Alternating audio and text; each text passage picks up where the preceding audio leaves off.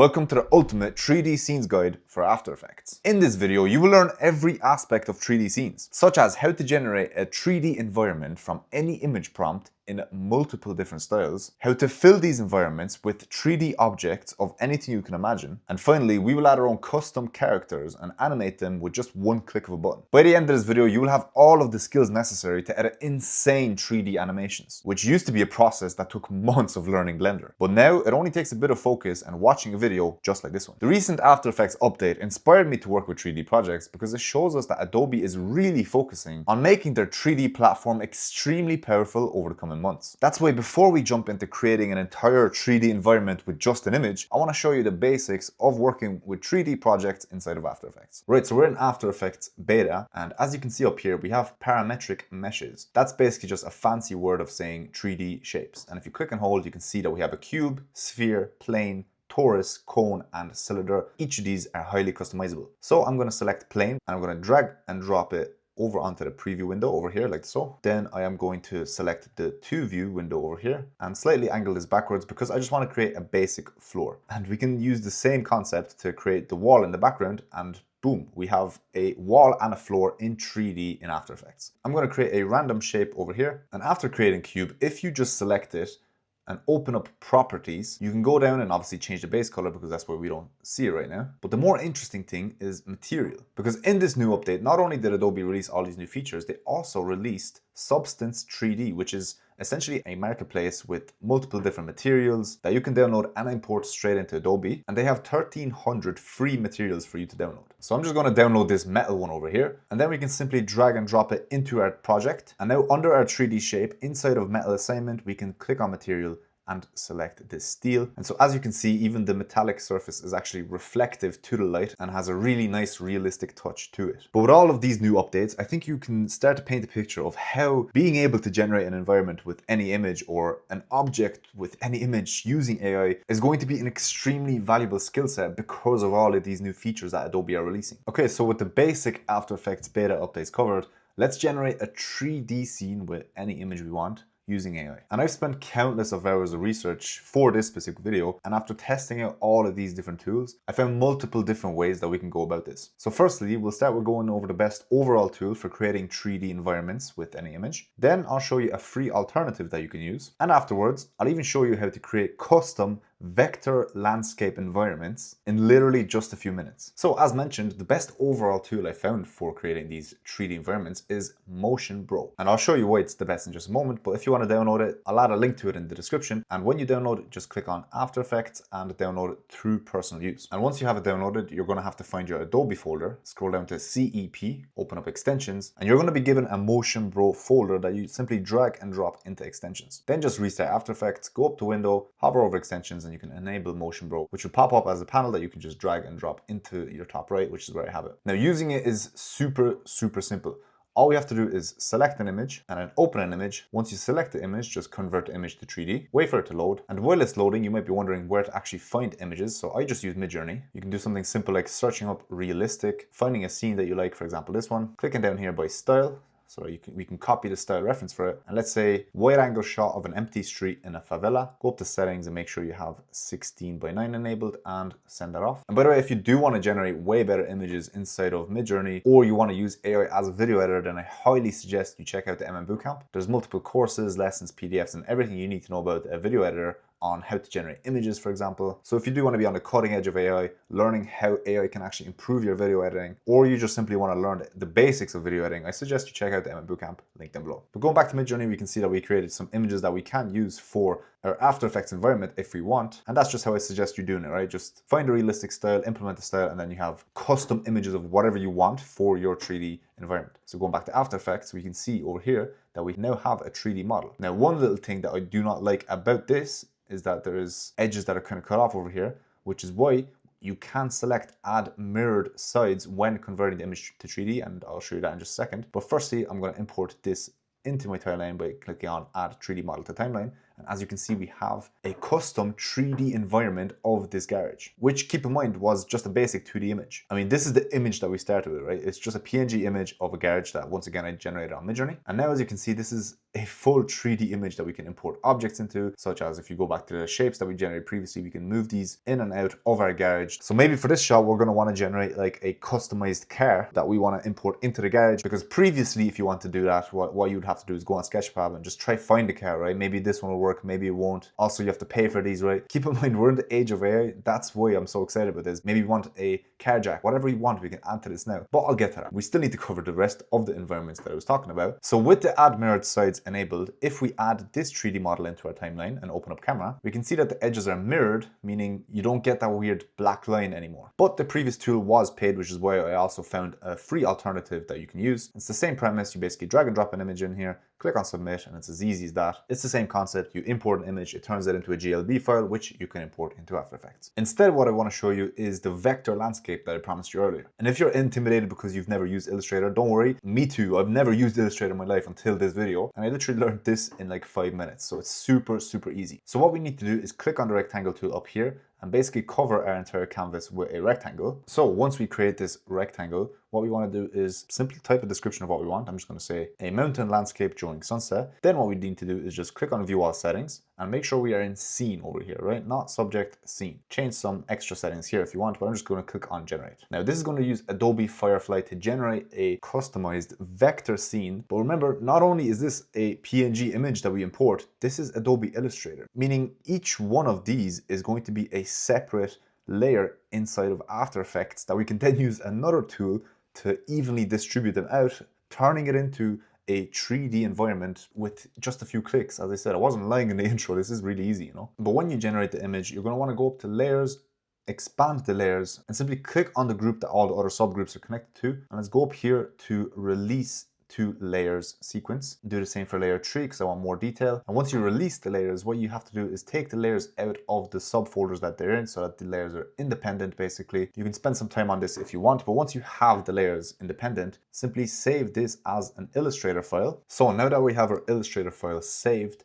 what we need to do is go back to Adobe After Effects 2025 and import our .ai file, which means .illustrator file basically. And when you're importing it, you need to import it as a composition and click on OK. And now we have our mountain range.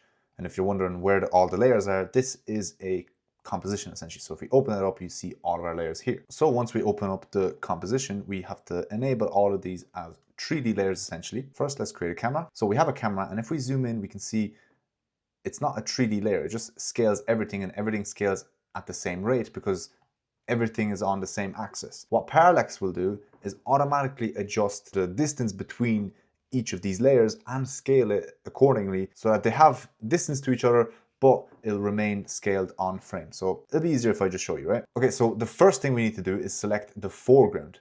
So the way I found this is I found the background, which was layer 1.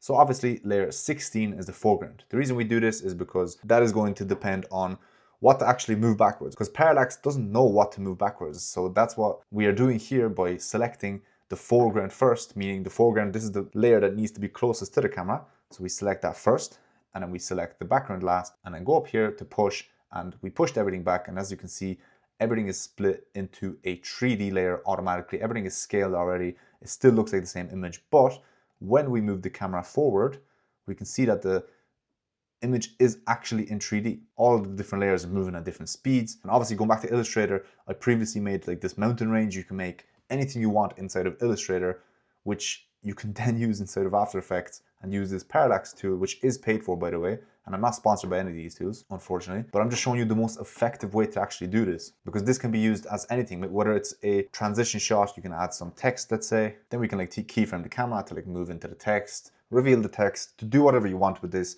My point is that this is customizable and super easy now with AI. Okay, but let's go back to this environment that we created previously, because it's an empty environment. We want to add some objects, which is the next part of this video, and that is generating custom 3D objects. Once again, if you tried to generate custom 3D objects, you will know how many different tools there is. And so for this section, I will show you, firstly, the best overall option I found for generating these objects. Then I'll show you a slightly cheaper version. And finally, a free alternative, which, be warned, doesn't have any textures. So you're going to have to kind of import your own textures if you want to texturize it. And at the end, I'll show you how to animate all of these with just one click of a button. So in my opinion, the best overall website for this is meshy.ai. It lets you turn text and images to 3D objects. And if you tried this a few months ago, you should try it again because it's gotten way better than it was a few months ago. I think I made a video on this last year as well. I mean, this was just a text prompt that I used to generate this eagle. Right, so inside of Meshy, if you hover over the model over here, we can click on it and we have 3 different options that we can choose from. Image to 3D, batch images to 3D, and text to 3D. Text to 3D works pretty well. Only problem, by the way, is the animation focuses entirely on humans, not animals. So if I wanted to animate this eagle, I can't really do it inside of Meshy. And I did find a solution to that, which I'll show you in a bit. But firstly, let's generate an image. I want to generate an image like this, and it's a basic 2D PNG image of a Nissan R34 that I simply found, or should I say created myself, on Midjourney over here, as you can see, using the same techniques I showed you previously. And so all we have to do is import this image, select Meshy 6 preview, this is the best one, and then you can have the same settings as I have here and just click on generate. So what this is going to do is generate the overall structure of the 3D model that we want. And as you can see, it's generating over here under the name Red Thunder. So yeah, on the right over here, you have basically all the assets that you are generating. And there we have it. If you click on it, it'll pop up in the middle over here. And as you can see, this is a pretty good generation from one simple image prompt. And so for context, this is the angle that we gave it. But as you can see, we didn't give it any information about the exhaust or the other side of the car. But if we go around to the back, you can see it added a custom exhaust, a license plate, and all the other details that we did not give it. That's why this is such a powerful model. So if you're happy with the model, the next thing you can do is simply texturize it and then click on texture up here. And that's going to start adding colors. So we'll see how this turns out. Okay, so our texture is complete and let's click on it and see what it looks like. I mean, it's not perfect, but I think this is good enough to download and import. So if you want to download it, simply click on the download button over here. Make sure the format is GLB and obviously click on download. And then simply drag and drop the file into your After Effects folder. Click on OK. And there we have it. We have our 3D car inside of our garage over here. So we can position it like so. And so I added a little spotlight just to kind of give a little glow kind of under the car, and then we can also customize the ambient light so that it's not too bright, because as you can see, it looks really weird when it's glowing like that. It looks a little bit nicer. Obviously it's not realistic, the sunlight's coming from the back, not the front, but these are little details that we could touch up. But for some of you, Meshy might be a little bit too expensive, especially if you're only using these assets a few times a month, maybe a year. So in that case, I do suggest you check out Magic 3D as well. This is not sponsored by me, and it's just a little bit cheaper with really good assets as well. And the free alternative I want to show you is Hunyuan 3D 2.0. It is made by Tencent, and the only problem with it is that it doesn't generate textures as well, but it can still generate pretty cool 3D objects. If you want to run it locally, I'll leave the Hugging Face to it down below. But I found Comfy Cloud UI has a template for this exact model, which you can just automatically use, and it's super straightforward. I'm not going to go over all the nodes inside of here. That's probably for another video and is beyond the scope for this one. Once again, if you do want a video specifically on Comfy UI and how all this works and how to run all of these insanely powerful tools locally, well, not really locally because it's in the cloud, then let me know, because Comfy Cloud is actually a really interesting drop that is very useful for us video editors. So the only thing you need to do to find this is simply go to comfycloud.org, create a free account, go up here to templates, and over use case, just select 3D, and you can select the many different options they have here, but I selected the MV version, which is the multi-views version, and then it'll open up this template for you here. So you can leave basically everything as is, and the only thing you want to adjust is the load image over here. So upload your file. I uploaded just a random image of a GPU. And when that's ready, just go up here and click on run. Now I just swapped to the regular version instead of the multi-view version because I only had one view of the GPU, and you'll be left with a saved GLB file which you can then import into After Effects. And as you can see, we have our model right here. It looks pretty good, but as I said, it's not texturized. But again, maybe you can use the textures that Adobe gave us for free and import it into After Effects and add a texture from After Effects onto this. There's many different ways you can go about it. I just want to show you the free alternative. Now, another important aspect of these 3D objects and stuff is actually animating them. So in order to animate something, you need to create a character, right? So I basically gave this a text prompt saying a regular man in a suit, and this is obviously on Meshy AI. And when you're creating the character, the only difference you should do is enable the AT pose. The reason is that when you want to rig your character, if he's in a T pose, it'll be much easier for the model to know how to actually rig it, like where his wrists are, where his feet are. So that's why we enabled the T-pose. So with our character selected, we can go up here to animate and then click on rig. And I just found out that they do have a dog option as well, but they don't have birds. So I'll show you how to do birds in just a second. But if you do want to do a dog or an animal, then obviously just select the dog down here. But we're going to select a human, click on next. And once again, we can adjust all these positions, but they all look great to me. So let's confirm. And now our character is being rigged. So when our character is rigged, as you can see, I already applied the walking, and it's super easy. All you got to do is go to any of these animations and click on add. Meshi has, I think, hundreds of different animations that you can use on your characters, such as fighting, dancing, just standing, walking, push-ups, whatever it is you want. And when the animation is added, you can click to preview it. And if it looks good, once again, you can just click down here and download it. And of course, we can just drag and drop it into our composition in After Effects. So once you have it imported, simply scale the character to whatever size you want, and then open up the GLB file, and under animation options, expand that, click on name, and select the animation you chose. So as you can see, he's doing this running animation, but obviously, first of all, it's super short, and second of all, obviously he's not moving his position, so we'd have to adjust that, because as you can see, it's only about 20 frames or so. What we can do is simply duplicate this a few times. Make sure you select the very bottom layer, then shift click to the very top layer, hold command and options, and then drag them out like so, because now they're evenly dragged out, and let go. So now obviously we have this looping animation. So then we can just create a null layer, parent all of these animations to the null, and we will basically just like move it forward so it looks like he's running towards the camera. Yeah, so obviously he's moving very slowly towards the camera. If we wanted to adjust that, we could really easily do so. Right, so as I said previously, the one issue with Meshi is that they don't have animals, but we just discovered they do have four-legged creatures, but they don't have birds. So if you do want birds, I suggest you check out mesh2motion.org. This, once again, is a free website, and it's super easy to use. All we got to do is go up here to create, up here to import. We're going to select the eagle we have previously generated, and then the skeleton type we're going to select as bird. Now, firstly, if the eagle is in a different position, like as you can see, this is the shape that the eagle should be taking. If he's in a different position, you can click on X to rotate him, same thing with Y and Z, but we're going to click on move so that he adjusts, and he is perfectly adjusted, nice. Then we can just scale the skeleton to kind of match our eagle a little bit better, and then click on edit skeleton, which is where you will see all of these different little nodes, I guess. And a quick tip, I would adjust the bottom nodes first, because the bottom nodes are kind of independent. So if you adjust them, nothing else moves, and obviously it's symmetrical. So if you adjust the left side, the right will adjust. But if you start adjusting the top nodes, and then you decide to adjust something below it, the top nodes will move along with it. And once you select a node, by the way, up the top right, you can see what node you're actually working with, so you know where this node should be. So for example, this is the wing. So you have all these different nodes that you have to adjust to the eagle, and once you're finished with that, you just simply click on finish. Obviously I didn't do any adjusting, so it's going to be a bit weird, but you can see that we have an eagle that is sort of flapping his wings.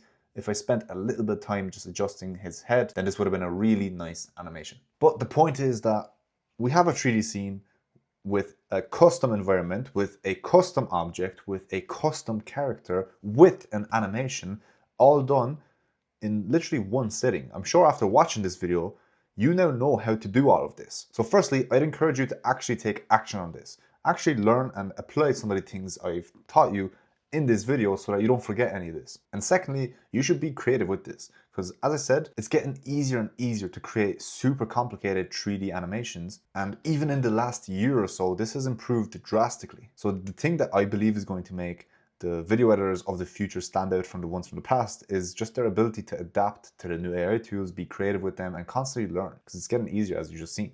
So with that being said, if you do want to be one of those AI adaptive video editors that doesn't want their job to be taken from them in the next coming year or two, I suggest you check out the MM Bootcamp, link below. I've made a ton of videos on how to land clients, how to edit from scratch, going into detail on how to actually edit, not just this broad overview that I've shown you here. You have, as I said, PDFs on how to create cool images inside of Midjourney. You have all of the assets I use, and of course you have some action projects for you to take, because I believe the way to learn is to actually do these things and not just sit and watch. So with that being said, make sure you subscribe and turn on post notifications so that you don't miss all these future AI videos. And if you have any questions or you have a specific video you want me to make, just drop a comment down below. Thank you for watching, and see ya.